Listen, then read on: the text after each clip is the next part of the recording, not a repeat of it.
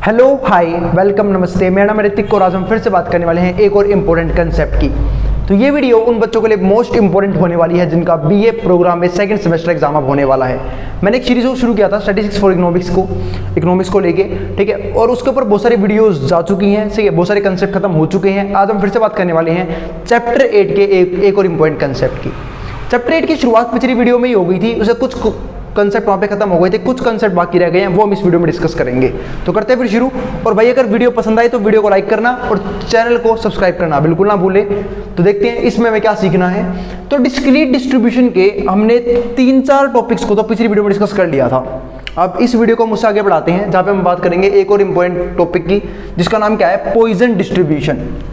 ठीक है, जहाँ तक मुझे याद है उसमें हमने बात की थी एक तो यूनिफॉर्म डिस्ट्रीब्यूशन की, बर्नौली डिस्ट्रीब्यूशन की और बाइनोमियल डिस्ट्रीब्यूशन की। और ये हमारा है चौथा डिस्ट्रीब्यूशन जिसका नाम क्या है, पॉइजन डिस्ट्रीब्यूशन। ये जहर वाला पॉइजन ये, ठीक है, ये एक नाम है। It is developed by Simon Denis, ठीक है, पॉइजन, ठीक है। ये कब डेवलप हुआ था, 1837 में।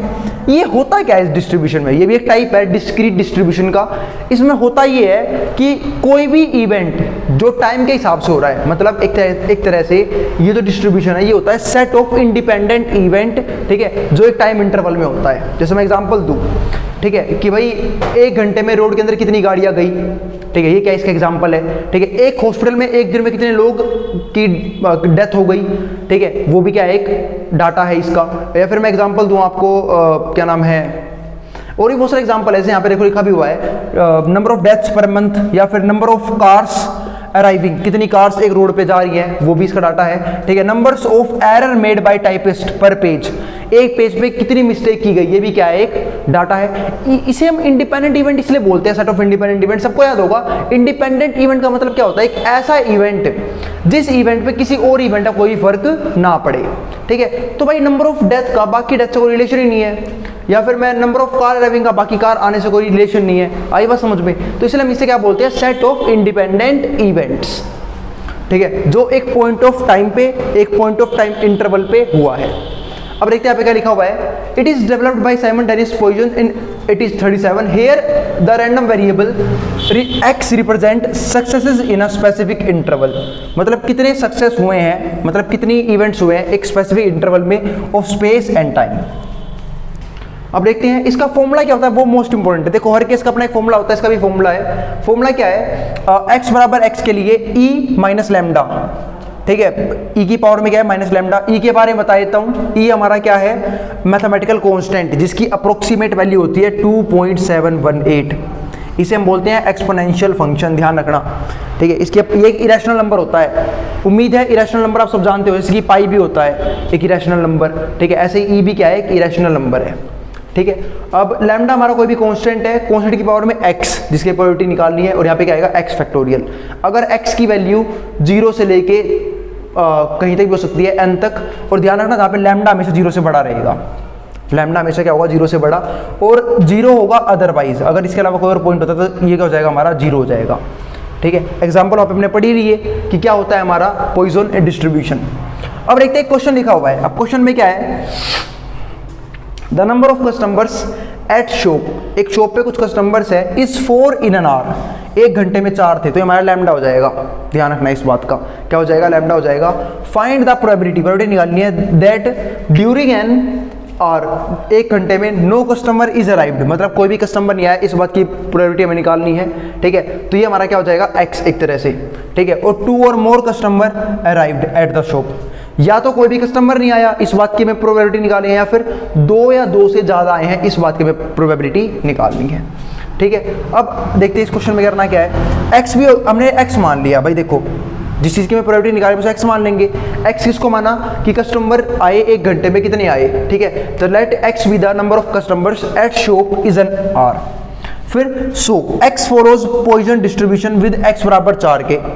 ठीक है, तो हमारा जो x है वो इस डिस्ट्रीब्यूशन को फॉलो करेगा, क्योंकि भाई देखो अब बात है भैया आपको कैसे पता वो इस डिस्ट्रीब्यूशन से होगा, क्योंकि सिंपल सी बात है भाई, वो नहीं है ना गिनती की कितने कस्टमर एक घंटे में आएंगे।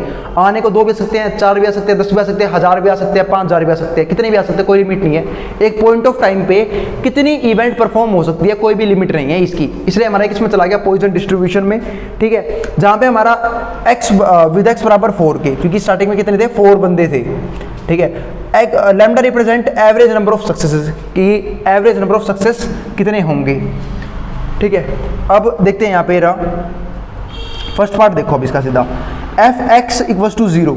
इस बात का मतलब क्या है कि भाई जब कोई भी कस्टमर नहीं आया, मतलब हमें पहले केस में निकालनी ही इस बात की प्रोबेबिलिटी थी कि एक भी बंदा दुकान के अंदर नहीं आया, बिल्कुल दुकान खाली थी, कोई कुछ लेने नहीं आया, ठीक है। तो x बराबर 0 के, तो देखो अब x बराबर 0 है, तो देखो फॉर्मूला क्या है, फॉर्मूला ये रहा, अब e की पावर माइनस लैम्डा, लैम्डा यानी कि 4, भाई एक एवरेज टाइम तो 4 था ना, कि 4 बंदे आए थे, तो हमसे एवरेज ले लेंगे, तो 4 आए थे, e की पावर -4। अब देखो लैम्डा की वैल्यू 4, अब 4 की पावर x की जगह क्या आ जाएगा 0, क्योंकि हम मान के चल रहे हैं क्या कि एक भी कस्टमर नहीं आया, और नीचे 0 फैक्टोरियल। अब इसका आंसर क्या आएगा 0.01831। बात ये भैया हम क्या सोल्व करेंगे, भाई e की पावर -4 तो आपको सोल्व करना पड़ेगा, ये रहा 2.718, ये सोल्व ऐसे होगा 2.718 की पावर -4, और ये हो जाएगा 1/2.718 की पावर में 4, ये सोल्व हो जाएगा। ये किसी की पावर 0 1 के बराबर होता है, ध्यान रखना, तो ये 1 हो जाएगा, और 0 फैक्टोरियल भी 1 ही होता है, इस बात का भी खास ध्यान रखना, 0 फैक्टोरियल भी 1 के बराबर होता है, ठीक है। तो ये बात काफ़ी इंपॉर्टेंट है, 0 फैक्टोरियल भी 1 होता है, कहीं 0 कर दो और नोट डिफाइन करके आ जाओ इस एग्जाम में।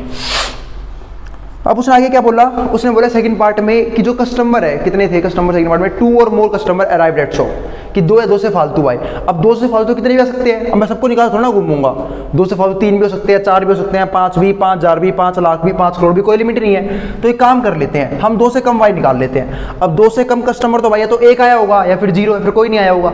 अभी थोड़ा तुम बोलोगे -2 कस्टमर आए थे, भाई कस्टमर नेगेटिव थोड़ी ना होंगे, 0 ही तो हो सकते हैं मिनिमम। तो बस हम एक काम करेंगे, निकाल लेंगे इस बात की प्रोबेबिलिटी कि एक कस्टमर आया या फिर एक भी कस्टमर नहीं आया। तो देखो हमने यही किया, हमें क्या निकालना था, x, या तो 2 कस्टमर आए या 2 से फालतू आए हैं। तो इसमें बोल सकता हूँ कि मैं 1 में से माइनस कर दूंगा, 2 से कम आए हैं। ये वही बात है जो हमने पिछली वीडियो में डिस्कस किया था कि भाई अगर तुम्हें 2 या 2 से फालतू कस्टमर्स निकाले, तुम वो निकाल लो कि भाई एक आया या फिर एक भी नहीं आया, ठीक है, और उसे 1 में से माइनस कर दो।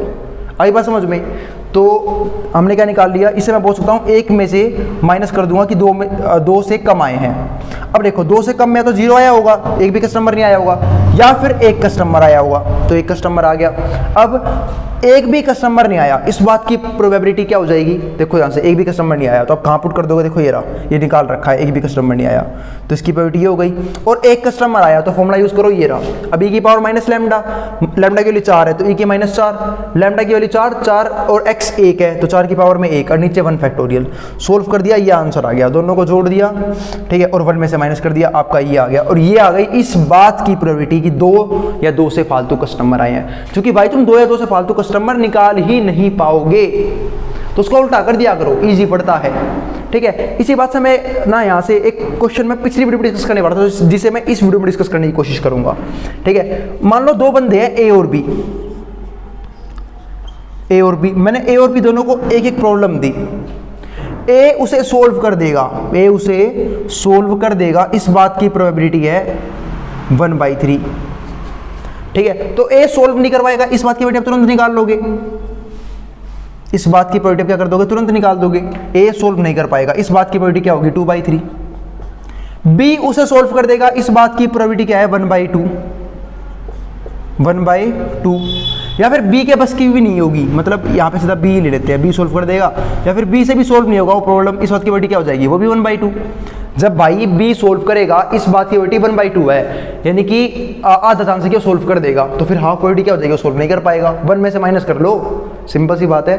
अगर इसने प्रॉब्लम को सोल्व किया, इस बात की प्रोबेबिलिटी 1/3 है, तो ना सोल्व कर पाने क्या होगी, 1 में से माइनस कर दो, क्योंकि एक बात समझाई थी मैंने, किसी इवेंट का होना और उसी इवेंट का ना होना, ठीक है, दोनों की प्रोबेबिलिटी का सम कितना होता है, 1 होता है, ठीक है। अब मान लो आपसे ये पूछता है क्वेश्चन में, ये क्वेश्चन मेरा बनाया हुआ है, वो क्वेश्चन ये पूछता है एग्जाम में कि भाई प्रॉब्लम सोल्व हो चुका है, तो इस बात की प्रोबेबिलिटी बता, ठीक है, कि प्रॉब्लम सोल्व हो चुका है। तो देखो अब इसके कितने केस बन सकते हैं, प्रॉब्लम सोल्व हो चुका है तो हो सकता है ए ने सोल्व कर दिया हो, बी से ना हुआ हो, ठीक है, बी से ना हुआ हो, ये कॉम्प्लीमेंट का सिंबल होता है, ये ध्यान रखना, बी से ना हुआ हो, ठीक है, या और या के लिए हमेशा प्लस लगाते हैं, ए से ना हुआ हो और बी से हो गया हो, या फिर दोनों नहीं कर दिया हो।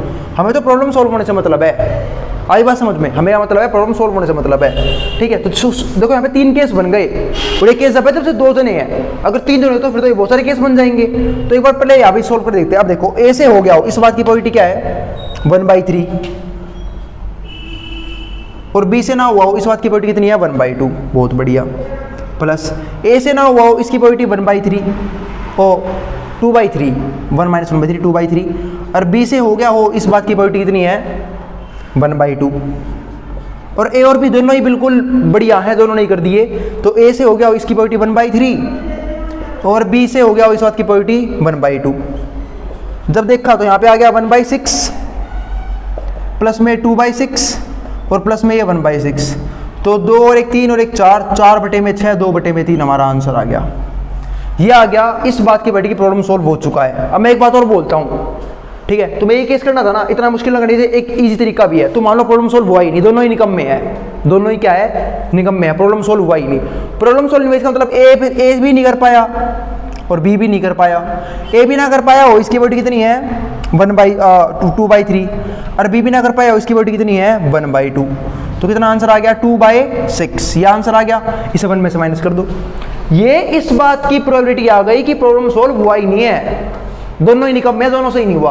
अब तुम्हें होने की निकालनी है, 1 में से 2/6 माइनस कर दो, ये आ जाएगी होने की, प्रॉब्लम सॉल्व होने की। तो इसके नीचे बना जाएगा 6 में से 2 गए 4, 4/6 2/3। देखो अभी भी तो वही आंसर आया।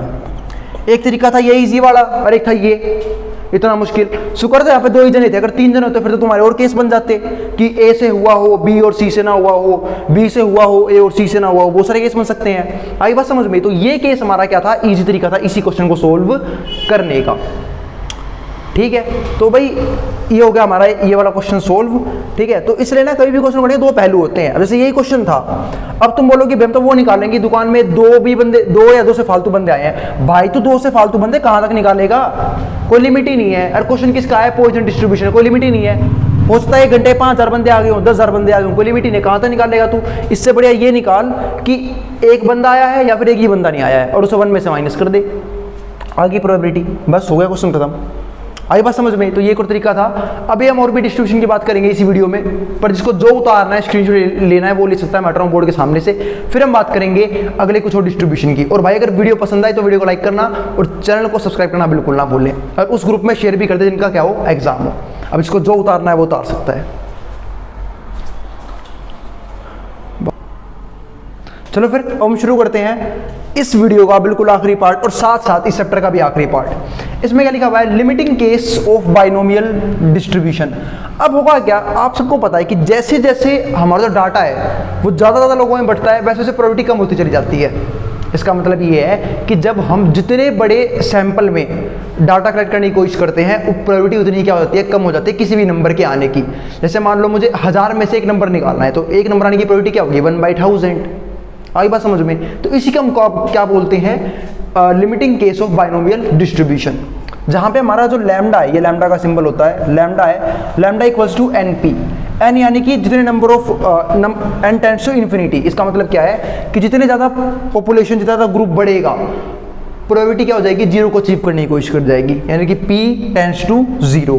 दोबारा समझ लो, जैसे जैसे हमारा n इन्फिनिटी को अचीव करने की कोशिश करेगा, यानी कि n बढ़ेगा, तो हमारा p क्या होता चला जाएगा, 0 के करीब होता चला जाएगा, यानी कि प्रोबेबिलिटी बिल्कुल 0 के आसपास होनी शुरू हो जाएगी। जैसे एग्जाम्पल देखो, एक क्वेश्चन है, द प्रोबेबिलिटी ऑफ, इसी को हम कहते हैं limiting case of binomial distribution, ध्यान रखना।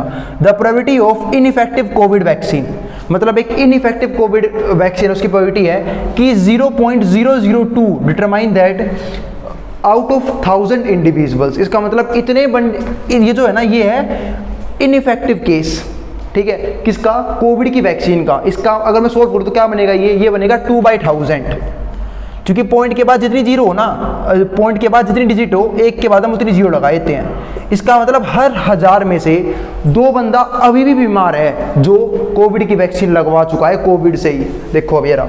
अब उसने हमसे क्वेश्चन पूछा, exactly 2 will suffer Covid infection after being vaccinated.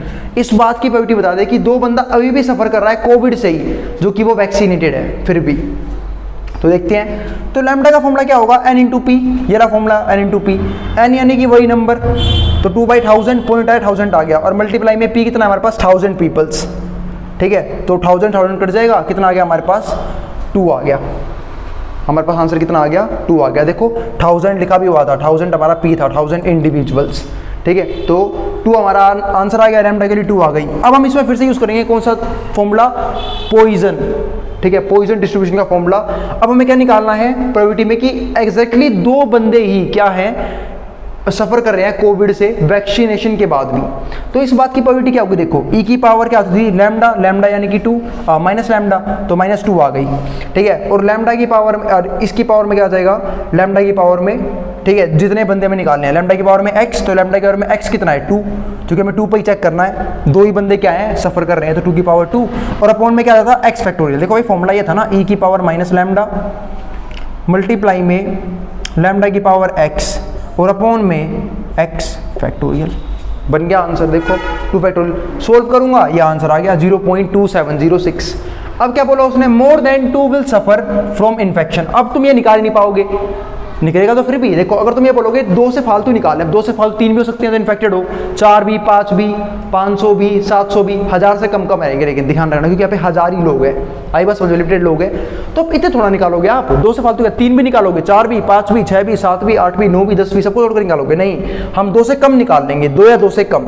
उसने मोर देन 2 बोला है ना, मैं 2 या 2 से कम निकाल लूंगा, यानी कि 0, 1 और 2। देखो 0 पे निकाला, ये रहा फॉर्मूला लग गया, e की पावर -2, e की पावर माइनस लैम्डा होता है ना, तो लैम्डा के लिए 2 थी, और 2 की पावर 0, ठीक है, क्योंकि x के लिए 0 ले रखे हमने, और नीचे 0 factorial.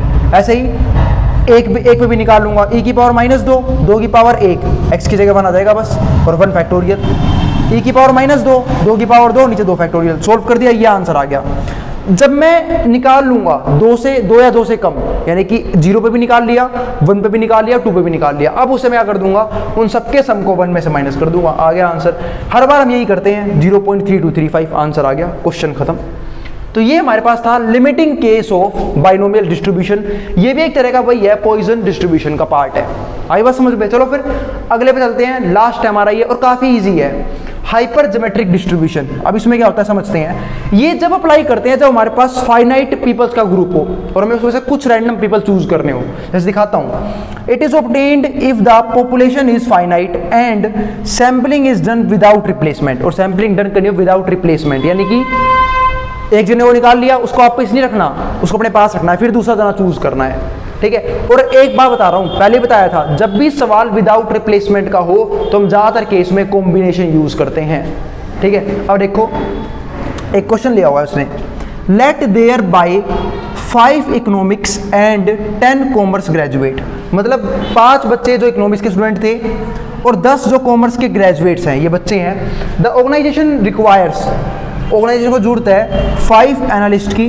That are to be chosen from the economics and commerce students, जो हमें इसमें से चूज करने हैं, ठीक है। Find the probability of selecting 3 economics, 3 economics को चाहिए, प्रोबेबिलिटी क्या होगी चूज करने की फॉर दिस जॉब, इस जॉब में से। अब देखो इकोनॉमिक्स से कितने बच्चे हैं, 5 ही बच्चे हैं, तो मैं 5 में से 3 चूज करने होंगे, 5C3, कि भाई कम से कम 5 में से इकोनॉमिक्स के 3 बच्चे तो आएंगे ही आएंगे। मल्टीप्लाई में हमें 5 बंदे चूज करने थे, जब 3 बंदे इकोनॉमिक्स के आ गए तो बाकी दो कहाँ से आएंगे, कॉमर्स ग्रेजुएट में से, यानी कि 10C2, और डिवाइड में टोटल में से, यानी कि 15 में से 5 बच्चे तो आए ही हैं। इसको ऐसे बोलते हैं कि भाई 5 में से 3 बंदे आ गए, ठीक है, क्योंकि हमें इकोनॉमिक्स में 3 बंदे चाहिए थे, और 10 में से 2 आ गए, क्योंकि मैं 5 चाहिए थे तो बाकी बच गए 2 कहाँ से लूँगा, कॉमर्स ग्रेजुएट में से, 10 में से 2 आ गए, और 15 में से तो 5 आए ही आए हैं, यानी कि टोटल भी आ गया। ये हो गया हमारा फेवरेबल, ये हो गया हमारा टोटल। सोल्व कर दोगे आंसर आ जाएगा। सोल्व कर देता हूं मैं, तो 5C3, आपको मैंने NCR सोल्व करना सिखाया था, NCR यानी कि n में से हमें r जने चूज करने हैं, उसका कॉम्बिनेशन सोल्व करना है। तो ऊपर क्या आएगा n फैक्टोरियल, नीचे n माइनस r फैक्टोरियल, और मल्टीप्लाई में r फैक्टोरियल। अब n कितना है यहाँ पे 5, तो 5 फैक्टोरियल, 5 माइनस 3 2 फैक्टोरियल, और 3 फैक्टोरियल, ये आ गया हमारे पास। ऐसे ही 10C2 तो 10 फैक्टोरियल, 10 में से 2 गए 8 फैक्टोरियल और 2 फैक्टोरियल, और नीचे क्या है NCR, फिर यहाँ पे वही 15 फैक्टोरियल, 15 में से 5 गए 10 फैक्टोरियल और 5 फैक्टोरियल। जब सोल्व करूँगा तो मैंने काम कर लिया, 5 को खोल लेता हूँ मैं, तो मैंने 5 फैक्टोरियल को सोल्व किया, 5 इंटू 4 इंटू 3 फैक्टोरियल, और नीचे 2 को तो रहने दिया, 2 गुना में 1 और 3 फैक्टोरियल का भी रहने दिया। ऐसे मल्टीप्लाई में 10 को सोल्व करना शुरू कर दिया, जो बड़ा है भाई उसे खोला करो, क्योंकि फैक्टोरियल का मतलब क्या होता है, मल्टीप्लाई में 1 तक लेके जाना है, पर 1 तक मत लेके जाओ, जहाँ तक जरूरत है वहाँ तक ले जाओ। तो 10 गुना में 9 गुना में 8 फैक्टोरियल, बस भैया 8 पे क्यों रोका, आपको नीचे 8 दिख रहा होगा, बिल्कुल कटने के लिए तैयार बैठा है। ऐसा ही नीचे वाला 15 वाला खोल लो, तो 15 गुना में 14 गुना में 10 गुना में 13 गुना में 12 गुना में 11 गुना में 10 फैक्टोरियल। और नीचे वाला एक तो 10 वाला खुल जाएगा, 10 फैक्टोरियल वही रहने दो, 5 खोल लो, 5 गुना में 4 गुना में 3 गुना में 2 गुना में 1। अब जो कट रहा है काट लो, यहाँ पे 3 से 3 कट गया, 2 से 4 गया 2 पे, यहाँ पे 8 से 8 गया 2 गुना में 1, 2 से 10 गया 5 पे, तो ऊपर तो आ गया 9 पंजे 45, 45 दूनी 90, तो ऊपर तो रह गया सिर्फ 90। अब नीचे की बात कर लेते हैं, 10 फैक्टोरियल से 10 कट गया, ठीक है, फिर 5 और 3 15, 15 से 15 गया, फिर 4 दूनी 4 से 12 गया 3 पे, ठीक है, और 2 से क्या कट गया 14 कट गया 7 पे। भाई मल्टीप्लाई कर लेना अच्छे से, ये हो जाएगा हमारा 13 से 91, 11 3 33, 91 गुना में 33, तो 90 और में 33, 3 1 जा 3, 3 9 जा 27, ऐसे ही 273 फिर से आ जाएगा, 3 7 और 3 10 का 0, 7 और 2 9, 1 10 का 0, 3003, यानी कि 90 और 3003। सोल्व कर लेना इसे, जो भी आंसर आए पॉइंटों में आंसर जो भी आएगा, वह फिर यहाँ तक भी छोड़ सकते हो। तो ये तो हमारा था मेन आंसर, ये वाला, इसको सोल्व करके हमने ये बना दिया अपना फाइनल आंसर। तो ये क्वेश्चन भी खत्म हो गया, इसके साथ सारे ही टाइप के डिस्क्रीट डिस्ट्रीब्यूशन खत्म हो चुके हैं।